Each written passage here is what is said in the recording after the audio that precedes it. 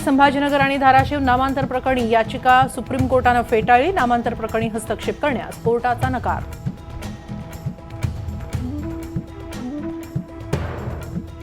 लाडकी बहीण योजनेने करदात्यांच्या पैशांचा अपव्यय। नवी मुंबईतल्या चार्टर्ड अकाउंटंटचा मुंबई उच्च न्यायालयात दावा। पैशांच्या वितरणावर स्थगिती देण्याची मागणी।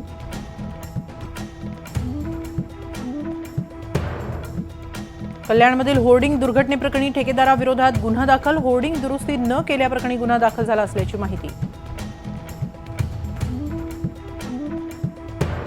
मनोरमा खेडकरांना पुणे जिल्हा सत्र न्यायालयाकडून जामीन मंजूर। मुळशीतील शेतकऱ्यांना धमकावल्याप्रकरणी झाली होती अटक।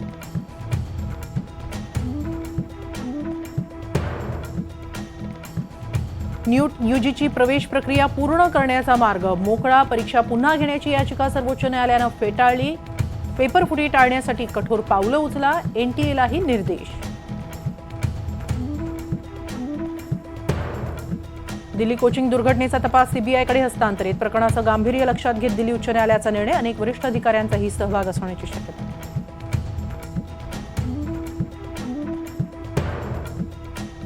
पुणे सत्र न्यायालयाकडून मनोज जरांगेंचं अटक वॉरंट रद्द। कोर्टाचा अवमान होईल असं बोलू नये, कोर्टानं दिली समज।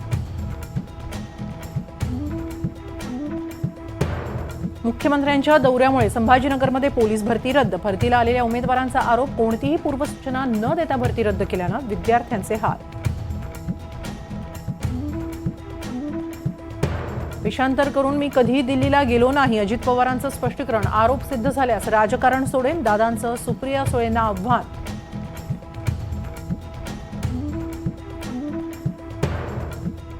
केरळच्या वायनाडमधील भूस्खलनात आतापर्यंत 308 जणांचा मृत्यू। एनडीआरएफकडून बचाव कार्य सुरू। अनेक जण अजूनही बेपत्ता।